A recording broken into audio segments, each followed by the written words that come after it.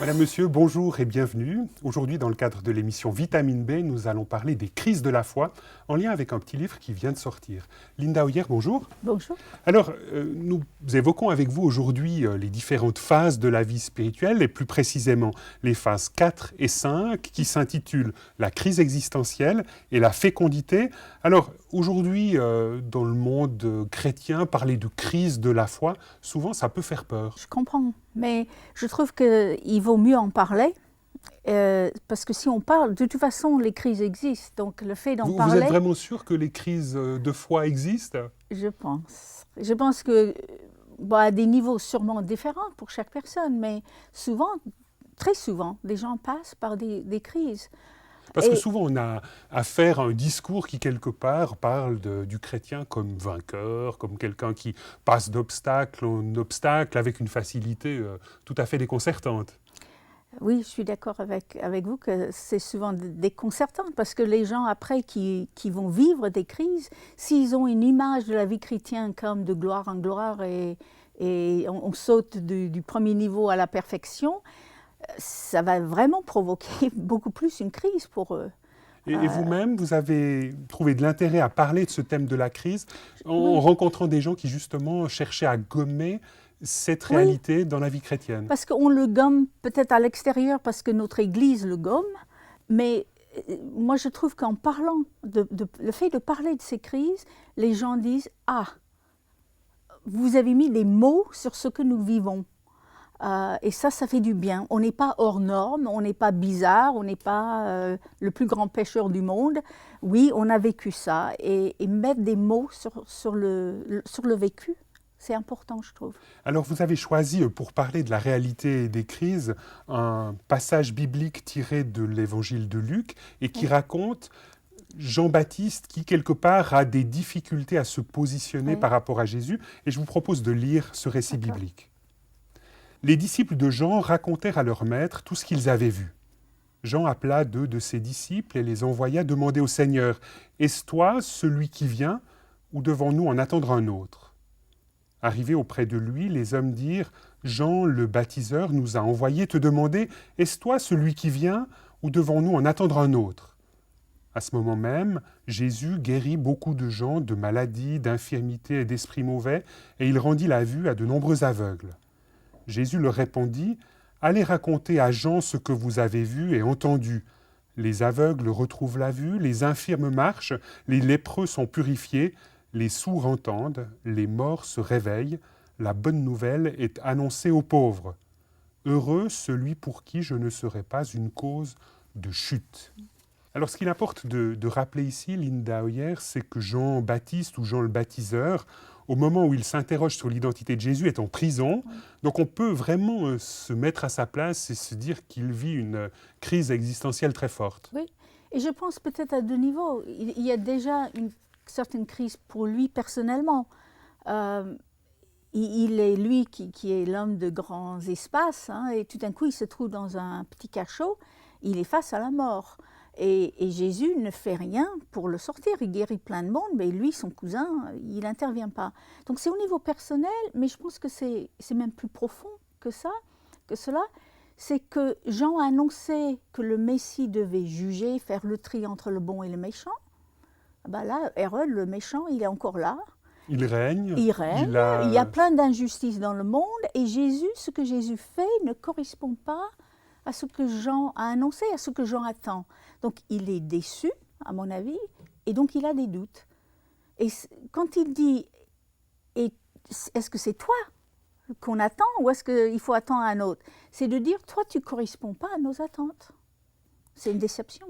Et ça, si on ramène cette réalité-là aujourd'hui, c'est aussi quelque chose que de nombreuses personnes aujourd'hui peuvent connaître, se dire que finalement l'espérance chrétienne qu'ils avaient conçue Oui. ne correspond peut-être pas tout à fait à leurs attentes, ou peut-être même pas du tout. Oui, c'est ça. Et c'est pas tellement ce que Dieu fait qui cause problème, c'est son non-intervention, c'est ce qu'il ne fait pas. Et là, oui, ce que Jésus fait ne correspond pas à ses attentes. Et je pense que ça se trouve souvent. Du point de vue concret, quelles sont ces dynamiques qui font que tout à coup, notre foi aujourd'hui se retrouve en crise ?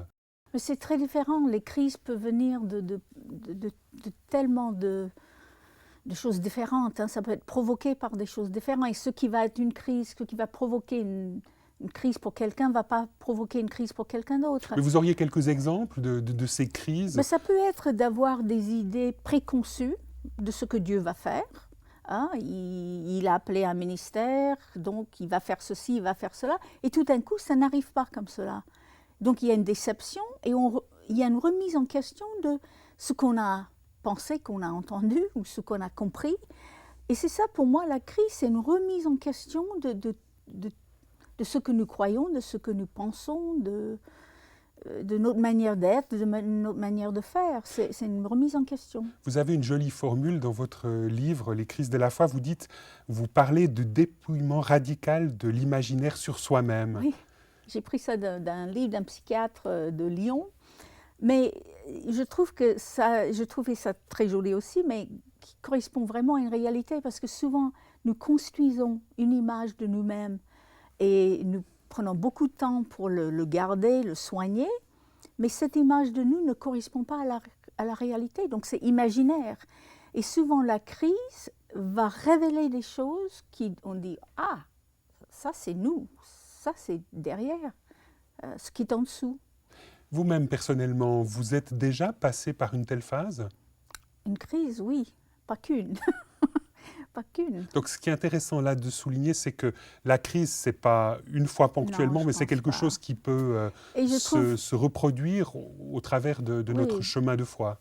Oui, et à des niveaux différents, à des niveaux, et je pense même de plus en plus profonds, souvent. Et vous auriez un exemple de crise par laquelle vous seriez passé?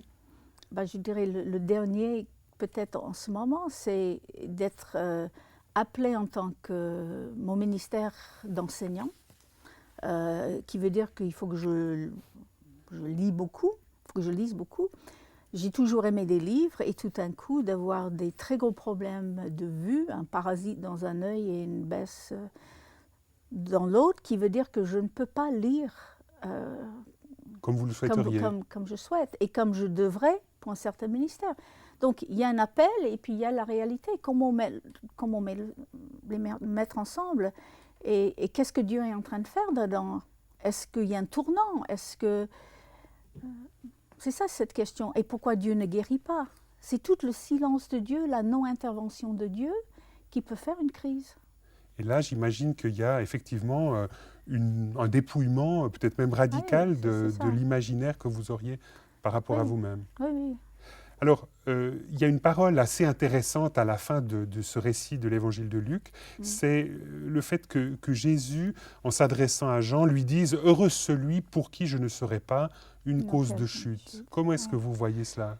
Parce que pour moi, Jean-Baptiste a trébuché sur la non-intervention de Jésus, dans sa vie personnelle, mais aussi dans ce qu'il faisait. Et je trouve intéressant que Jésus n'explique pas à Jean. Il n'y a pas d'explication pourquoi il reste en prison. Il y a en même temps un rappel de signes messianiques. Les aveugles voient, il rappelle qui il est, oui. Parce que ces signes viennent d'Ésaïe 35. Donc, il est en train de dire « Je suis à l'œuvre en tant que Messie », mais il n'est pas en train de chasser Hérode, ni les Romains, ni sortir Jean de prison. Mais il n'explique pas. Il dit simplement « Je suis à l'œuvre, je suis celui que tu as annoncé », mais il n'explique pas ses actes, dans le sens pourquoi il ne le fait pas au niveau de sortir Jean de prison. Donc, il n'y a pas d'explication, mais il y a une affirmation de qui il est, et puis à partir de là, il demande à Jean de faire confiance. Heureux pour qui je ne suis pas une occasion de chute. Moi, je comprends ça, heureux pour qui a assez de confiance pour dire, même dans le non-savoir, même quand il ne peut pas comprendre, il fait confiance. Alors, on peut imaginer là que le fait de maintenir sa confiance permet de passer à une autre étape. Oui. Et dans votre petit livre, Les crises de la foi, vous parlez de cette 5e étape comme étant l'étape de la fécondité. Oui. Alors, en 2 mots, en quoi consiste-t-elle? J'ai pris le mot fécondité, peut-être ce n'est pas le meilleur mot, mais par rapport surtout à la phase 3, qui était productivité. Parce que je vois une différence, la productivité, je fais beaucoup Oui, c'était le plus. service. Oui, Un service, mais c'est ça, un mais service productif. Oui. Oui, donc je fais des choses souvent pour établir qui je suis, pour me donner une certaine identité, qui je suis, je construis mon identité. La fécondité, ça découle beaucoup plus du qui je suis. Et quand on passe par une crise, on voit notre faiblesse, nos fragilités, on peut l'accepter mieux, on est beaucoup plus à l'aise avec cette fragilité. On n'a plus rien à prouver, quoi. Moi non, c'est Ouais. ça, Mhm. c'est ça. Je n'ai pas besoin de faire des choses pour prouver à qui que ce soit, à qui que ce soit, même à moi-même. Donc, ce qu'on fait découle de qui nous sommes. C'est ça la fécondité pour moi. Et puis, est-ce que dans ce contexte-là, on arrive aussi à une autre perception de Dieu? Oui, je pense que la vision de Dieu peut être élargie, mais surtout, en phase 5, je trouve qu'il y a une compréhension plus profonde de la grâce de Dieu et de l'amour de Dieu, beaucoup plus qu'avant. Alors Linda Hoyer, on l'a entendu, là vous êtes enseignante, vous êtes une spécialiste du Nouveau Testament, vous enseignez aussi la spiritualité, vous faites aussi pas mal d'accompagnement de différentes personnes. Alors en quoi cette présentation de la vie de foi en 5 étapes est quelque chose de stimulant, d'important pour vous? Mais je pense que surtout pour la phase 4 et 5, c'est important parce que souvent les gens le vivent, ils vivent ces phases, surtout la phase 4, et ils se sentent coupables. Ils ont la honte de le vivre parce que ça ne doit pas exister dans leur image de la vie chrétienne. Et le fait de dire que ça existe, et ça fait partie du chemin. Il y a des belles montagnes, mais il y a aussi des chemins dans le désert, et les deux font partie du voyage. Et puis la phase 5 est important de dire que la phase 4 n'est pas une impasse. Il y a une phase après. Donc ça donne beaucoup plus l'espérance, ça enlève la culpabilité pour les gens qui passent et ça donne une espérance de quelque chose après. C'est pas pour rien, c'est pas stérile cette phase 4. Mais comment est-ce que vous réagissez quand on vous dit que finalement, du point de vue de la foi, vous manquez un peu d'ambition et puis finalement la crise, on devrait pouvoir la surmonter au travers d'un engagement chrétien plus résolu, d'une prière ou d'une vie de prière plus intense? Bah, si les gens peuvent, tant mieux pour eux, mais C'est pas votre expérience? c'est pas mon expérience. Et je pense que c'est pas l'expérience de beaucoup de gens que j'accompagne. Parfois, on le fait, je dirais, par une certaine spiritualisation. Donc on refuse de voir la réalité On en parle face. déni. C'est une sorte de déni. Il y a un mur devant nous et on essaie de ne pas le voir ou on essaie de le décorer, quoi. Faire du tag sur le mur pour ne pas le voir. Alors que finalement, se laisser entrer soi-même dans la crise ouvre à autre chose. Oui, il faut passer à travers ce mur qui est là, ou cette crise, ou ce tsunami, parce qu'il y a une suite, c'est pas la fin. Madame, Monsieur, nous espérons que cette émission vous aura intéressé. Merci de nous avoir suivis. Et rappelons que Linda Hoyer vient de publier avec Louis Schweitzer Les crises de la foi, étapes sur le chemin de la vie spirituelle. Au revoir et à bientôt.